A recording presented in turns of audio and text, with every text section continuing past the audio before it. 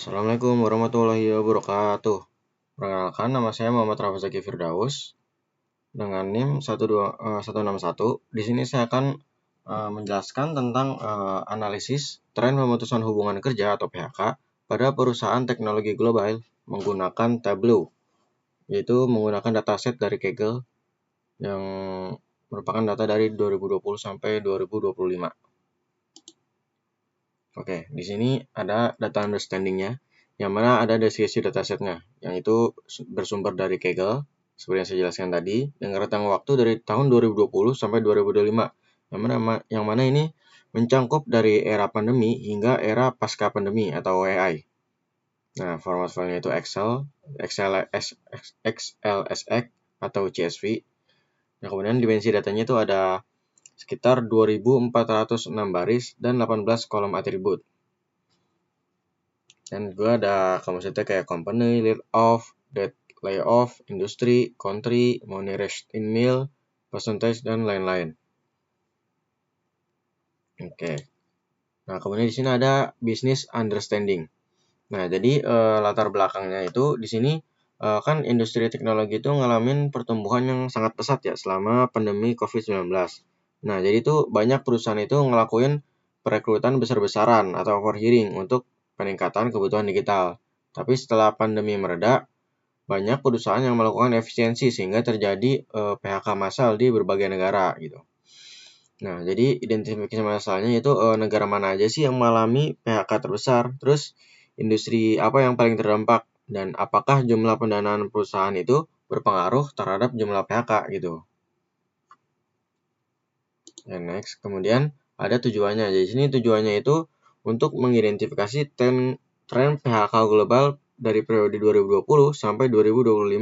Kemudian mengetahui negara dengan jumlah PHK terbesar itu di negara mana. Kemudian juga mengidentifikasi industri yang paling terdampak. Kemudian mengetahui perusahaan dengan jumlah PHK terbesar. Menganalisis hubungan antara jumlah pendanaan dengan jumlah PHK. Kemudian manfaatnya itu dari akademi sendiri ini sebagai penerapan data analitik menggunakan Tableau. Dan sebagai praktisi ini menjadi informasi bagi perusahaan maupun masyarakat mengenai kondisi industri teknologi global. Nah, jadi data analisis proses ini ada 6 tahapan ya. Dari business understanding, di mana saya tuh mengidentifikasi fenomena PHK global pada sektor teknologi. Kemudian di data understanding, saya memahami struktur dataset Kaggle yang terdiri dari 2046 baris dan 18 atribut. Kemudian data preparation, jadi saya membersihkan data, memperbaiki lokasi negara, dan membuat field year. Kemudian ada data analis, yaitu saya mengelompokkan data berdasarkan negara, industri, perusahaan, dan tahun. Kemudian data visualization, jadi saya membuat 6 visualisasi dan 1 dashboard menggunakan Tableau. Dan conclusion-nya saya menarik insight dari hasil visualisasi. Oke, di sini kita langsung saja ke data di Tableau-nya. Maaf, maksudnya ini dulu. Jadi di sini ada hasil visualisasinya menggunakan Tableau. Nah, jadi penelitian ini kan ada 6 visualisasi dan 1 dashboard menggunakan Tableau. Nah, visualisasi yang saya buat itu mengeliputi yang pertama ada global tech layoffs by country, yaitu sebuah map. Kemudian ada layoffs trend by year, top 10 companies by number of layoffs, top 10 industry by numbers of layoffs, kemudian top 10 countries by numbers of layoffs, dan relationship between money raised and layoffs gitu. Oke, langsung saja kita ke tabelnya. Nah, di sini ada dashboard Tableau. Jadi di sini kita tuh memudahkan, jadi dashboard ini tuh memudahkan kita untuk melihat tren PHK dari berbagai sudut pandang, seperti berdasarkan negara, tahun, perusahaan, industri, serta hubungan antara jumlah pendanaan perusahaan dengan PHK gitu. Nah, kita mulai aja dari yang pertama. Nah, di sini ada top 10 layoffs company. Jadi visualisasi pertama ini menampilkan 10 perusahaan dengan jumlah PHK terbesar selama periode tahun 2020 sampai 2025. Nah, di sini dapat terlihat bahwa Amazon ini menempati tempat pertama, ya kan, dengan jumlah PHK tertinggi yaitu 72.244, kemudian diikuti oleh Intel dan juga Microsoft. Nah, hal ini tuh menunjukkan bahwa perusahaan teknologi besar juga melakukan efisiensi tenaga kerja meskipun memiliki skala bisnis yang besar gitu. Oke, kemudian lanjut ke sheet yang kedua. Nah, di sini tuh ada layoffs trend by year. Jadi visualisasi kedua ini menunjukkan tren jumlah PHK berdasarkan tahun gitu. Jadi dapat terlihat bahwa PHK itu mengalami penurunan pada tahun 2021, ya kan? Nah, kemudian meningkat tajam pada tahun 2022 hingga mencapai titik tertingginya yaitu pada tahun 2025. Nah, grafiknya itu nunjukin kalau sebenarnya tuh setelah masa pandemi banyak perusahaan teknologi itu melakukan penyesuaian dan efisiensi karyawan gitu. Karena setelah adanya otomatisasi atau adanya AI gitu. Dengan adanya AI, perusahaan teknologi ini melakukan efisiensi dengan cara melakukan PHK kepada karyawan-karyawannya. Oke, next kemudian ada di sheet ketiga yaitu top 10 countries by number of layoffs. Nah, jadi di sini tuh nampilin 10 negara dengan jumlah PHK terbesar.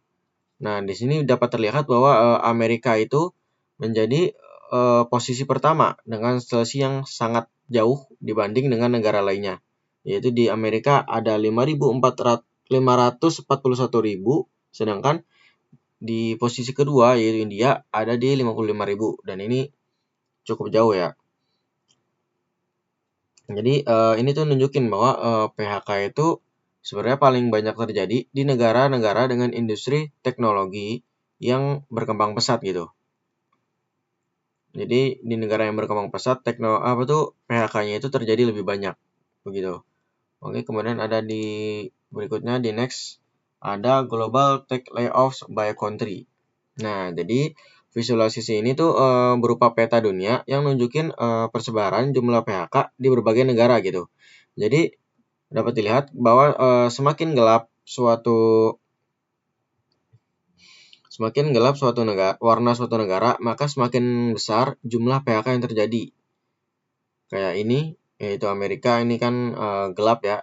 Jadi ini tuh kayak yang tadi dia yang paling banyak jumlah PHK-nya. Sedangkan yang lain-lainnya nih, ini terang nih Rusia 400, ini rada gelap dikit Cina ya kan. Tapi yang paling gelap ini Amerika tetap.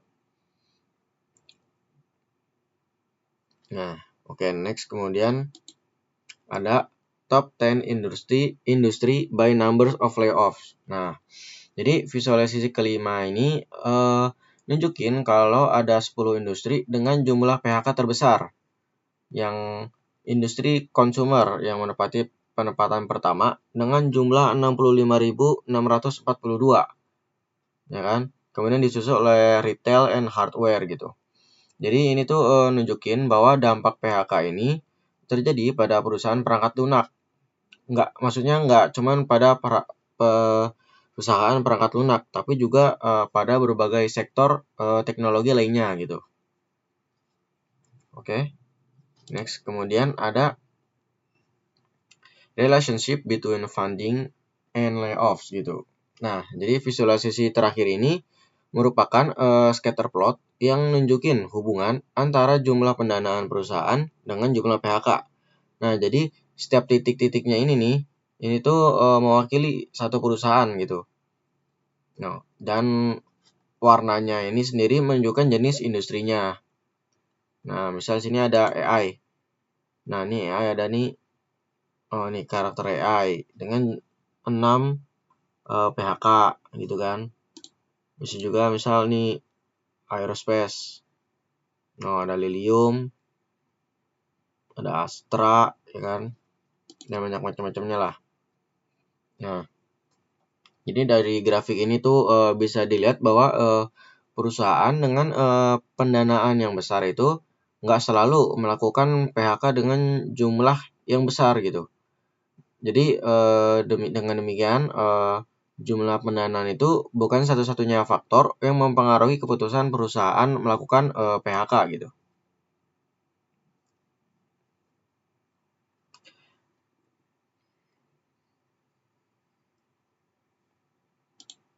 Nah, jadi berdasarkan hasil analisis menggunakan Tableau ini, dapat disimpulkan bahwa tren PHK di sektor teknologi itu mengalami peningkatan yang signifikan setelah tahun 2021.